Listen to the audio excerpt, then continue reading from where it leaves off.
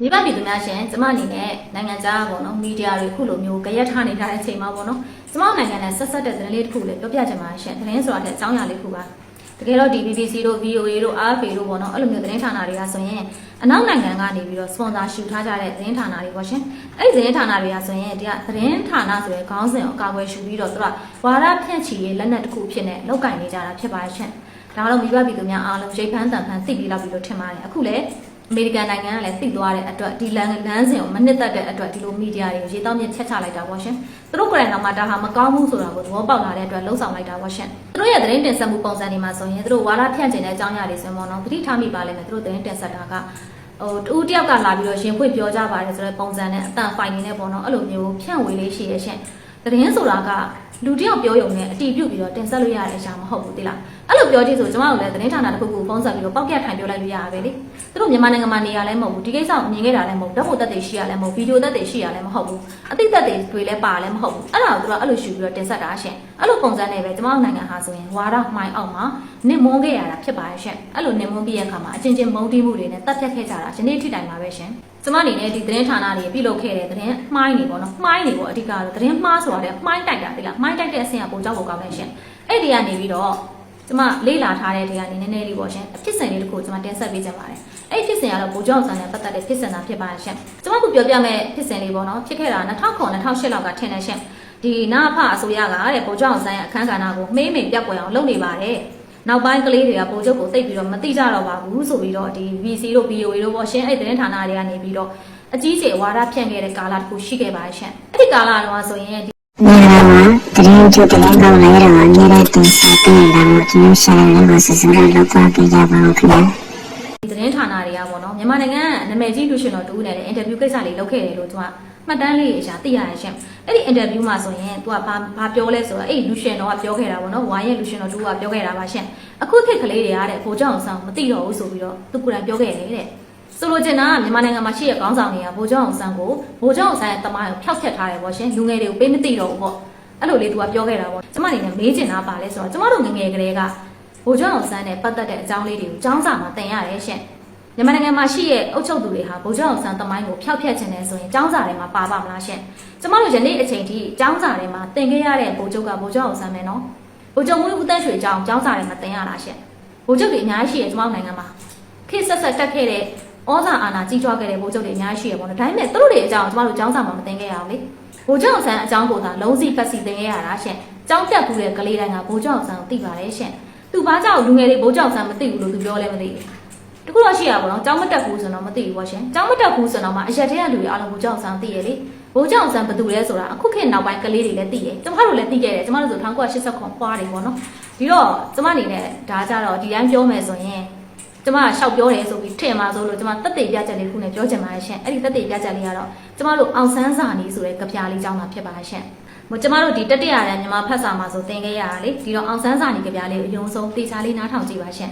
အောင်ဆန်းစာနီးဖေဖော်ဝါရီ23မှာဗိုလ်ချုပ်မွေးနေ့ပါ1915ရှေ့နေဥဖာသာဇာတိနမောက်မကွေးခရိုင်တိကျများခုတိုင်ကြက်ကြက်ခိုင်တဲ့ဇာနီဘွားမိခင်တော်စုသား1940ပြောင်းကြွတမလွန်မျက်ရည်သုံးလုံးပုံဝင်ညုံစော်လိုက်တက်ဆက်ကိုပြည်တော်စုရဲ့ကျေးဇူးရှင်ဗိုလ်ချုပ်တို့ဖခင်ကောင်းစေခြင်းနဲ့မှာစကားငါတို့မမေ့အားပြည်တော်လူရေးကျိုးပန်းအောင်ပြည်ချစ်တို့ကောင်းဆောင်ဆိုရှယ်လစ်ပေါင်လမ်းစဉ်များဗိုလ်ချုပ်ချမှတ်သွားဆိုတဲ့ကြပြလေးဖြစ်ပါရှင်ကျမအနေနဲ့ဒီကြပြလေးကိုတေချာကြည့်ပြီးတော့ဖတ်ပြတာကမှားတာလေးပါသွားမှာဆိုလို့ပါရှင်ကျမတို့အလောက်ထိကိုဗိုလ်ချုပ်နဲ့ပတ်သက်ပြီးတော့တန်ဖိုးထားပါတယ်ရှင်ဒီကြပြလေးကိုဆိုရင်အခြေခံပညာတတိယနဲ့မြန်မာဖတ်စာမှာ1994ခုနှစ်ကနေစပြီးတော့ထည့်သွင်းပြဋ္ဌာန်းခဲ့တာဖြစ်ပါတယ်ရှင်ဒီကြပြလေးကိုဆိုရင်ရေးသားခဲ့တဲ့သူဘယ်သူလဲဆိုတော့မိဘပြည်သူများသိပါရဲ့လားရှင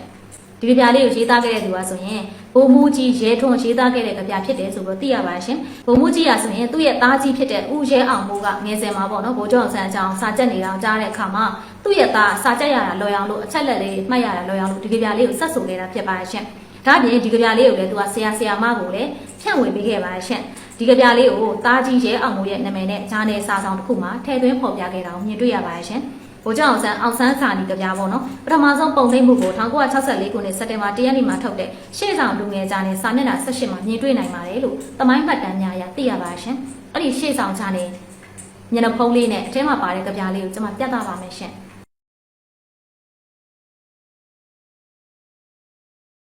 ဒီကြလေးကိုအခြေခံပညာဦးစီးဌာနအငြိမ်းစားညွှန်ကြားမှုချုပ်ဆရာကြီးဦးတန်းဦးထံကိုပေးပို့ခဲ့ပြီးတဲ့အခါမှာအကြောင်းတော်ပြဋ္ဌာန်းမှုအတွက်စာမှုကငွေကျပ်900ရရှိခဲ့တယ်ဆိုပြီးတော့လည်းသိရှိရပါတယ်ရှင်ဗိုလ်မှူးကြီးကျဲထုံးပါဆိုရင်1968ခုနှစ်ကနေ1969ခုနှစ်ကအင်္ဂလန်နိုင်ငံမှာစစ်တပ်မှုကြီးအဖြစ်နဲ့လှုပ်လှုပ်ကိုင်ခဲ့ပါတယ်ရှင်သူဟာဆိုရင်ဗိုလ်ချုပ်အောင်ဆန်းရဲ့သမီးဖြစ်သူဒေါ်အောင်ဆန်းစုကြည်ကိုလည်းကြည့်ရှုစောင့်ရှောက်ခဲ့တယ်ဆိုပြီးတော့သိရပါတယ်ရှင်ဒါကတော့အောင်ဆန်းစာနီကဗျာလေးကိုရေးသားခဲ့တဲ့အမှတ်တရလေးကျွန်မပြန်လည်ပြောပြတာပါရှင်ကျွန်မအခုဖတ်ပြတဲ့ကြပြလေးကိုမသိလိုက်တဲ့သူများရှိပါသလားရှင်အသက်အရွယ်ကြီးပြင်းလာလို့တသေးချာလေးမမှတ်မိတာတော့ဒါပဲရှိမယ်အဲ့ဒီအောင်ဆန်းစာနီဆိုတဲ့ကြပြလေးကိုအားလုံးကကြက်မှတ်ပူပါတယ်ရှင်သိလားကျမတို့ကလေဗိုလ်ချုပ်အောင်ဆန်းနဲ့ပတ်သက်ပြီးတော့ဟိုငယ်စဉ်ကလေးကဗိုလ်ချုပ်ရဲ့သမိုင်းကြောင်းတွေကောင်းရကောင်းကျိုးတွေကိုပဲသိရှိမှတ်သားပြီးတော့ကြီးပြင်းခဲ့တဲ့သူတွေပါရှင်ကျမတို့နားမှာကျမတို့မျက်စိမှာဗိုလ်ချုပ်အောင်ဆန်းရဲ့ဒီစိုးကျိုးတွေကိုတော့မှလူဆိုတာရှင်းပြောရရင်ကောင်းကျိုးရှိရစိုးကျိုးရှိရကောင်းတာလုပ်ခဲ့တာရှိရစိုးတာလုပ်ခဲ့တာရှိရသမိုင်းကြောင်းမှာအဲ့လိုရောပြောနေတာပေါ့နော်ဒါပေမဲ့ကျမတို့တစ်သက်လုံးသိလာခဲ့တဲ့ဗိုလ်ချုပ်ရဲ့သမိုင်းကြောင်းကောင်းတာတွေပဲသိခဲ့တာရှင်ကျမတို့တရုံညွန်းနှန်းတွေမှာဖတ်လိုက်လို့ရှိရင်ဗိုလ်ချုပ်ကိုကောင်းတယ်ပဲညွှန်းဆိုထားကြတာဒါပေမဲ့ကျမတို့ဗိုလ်ချုပ်အောင်ဆန်းဆိုရင်လည်းပုရုဇဉ်တယောက်ဖြစ်တဲ့အတွက်သူလုပ်ခဲ့တဲ့လုပ်ငန်းစဉ်တွေမှာလည်းမှားတာလည်းရှိရမှန်တာလည်းရှိရပေါ့နော်ဒီတော့တကယ်တော့လေဒါဟုတ်ပါတယ် VOA တို့ BBC တို့ပြောတဲ့ဟာကမှန်တယ်လို့တော့တဝက်မှန်တယ်ပေါ့ရှင်ပြောရမယ်ဆိုတော့ကျမတို့နိုင်ငံရဲ့ခေါင်းဆောင်တွေပေါ့ရှင်ဗိုလ်ချုပ်မှုတန်းရွှေတို့ဘာလို့ပေါ့လေဒီခေါင်းဆောင်တွေဟာဗိုလ်ချုပ်ရဲ့သမိုင်းတချို့ကိုထိန်ချန်ခဲ့ကြတယ်ရှင်အဲ့ဒါပါလဲဆိုတော့ကျမတို့ပြောပြခဲ့တာကဗိုလ်ချုပ်ရဲ့ကောင်းကြောင်းတွေကိုပြောပြခဲ့တာဗိုလ်ချုပ်မှလည်းမှားခဲ့တာရှိရလွဲမှားခဲ့တဲ့ဆုံးဖြတ်ချက်တွေချခဲ့တာရှိရရှင်ဒါတွေကိုကြတော့ကျမတို့မပြောပြခဲ့ဘူးကျောင်းသုံးဆောင်ထဲမှာမထည့်ခဲ့ဘူးရှင်ဒါလေးကတော့သူတို့ကျမတို့ထိန်ချန်ခဲ့တဲ့ကိစ္စပါပဲကျမတို့ဗိုလ်ချုပ်ကောင်းကြောင်းတွေပဲပြောပြီးတော့ဗိုလ်ချုပ်ရဲ့အားနည်းချက်တွေကိုထိန်ချန်ခဲ့ကြတာရှင်ဒီတော့ကျမတို့ကဆိုရင်အသက်ကြီးလာတော့မှဗိုလ်ချုပ်ရဲ့အားနည်းချက်တွေကိုပြန်လဲဖတ်ရှုရတယ်သူဘာတွေမှားခဲ့လဲသူဘာတွေအားနည်းခဲ့လဲဆိုတာပြန်သိရတယ်ဒီလိုသိရတဲ့အခါမှာကျတော့ကျမတို့အသိဉာဏ်ရင့်ကျက်နေပြီလေဒီတော့ဗိုလ်ချုပ်ပေါ်မှာ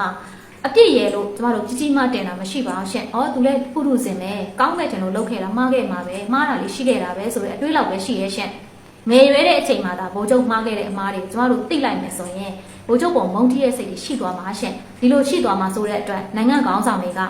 နောက်ခေါင်းဆောင်ကရှေ့ခေါင်းဆောင်ပေါ်မှာတစ္ဆာရှိရရှင်။ကျမတို့နိုင်ငံခေါင်းဆောင်တွေကအဲ့လိုမျိုးကောင်းမွန်တဲ့ဒလိထုံးတန်းတွေကိုပိုင်ဆိုင်ထားတဲ့သူတွေပါရှင်။စိတ်သက်ကောင်းတဲ့သူတွေပါစိတ်ထားမုံမြတ်တဲ့သူတွေပါစိတ်ထားကသမုတ်တရားကြီးလိုမျိုးကျယ်ပြန့်အေးမြတဲ့သူတွေပါရှင်။အဲကြောင့်ကျမအနေနဲ့ကတော့မြန်မာနိုင်ငံမှာလူဖြစ်ရတာဂုဏ်ယူပါတယ်ရှင်။ကျမနိုင်ငံဘလို့ခက်ခဲတွေပဲရှိရှိ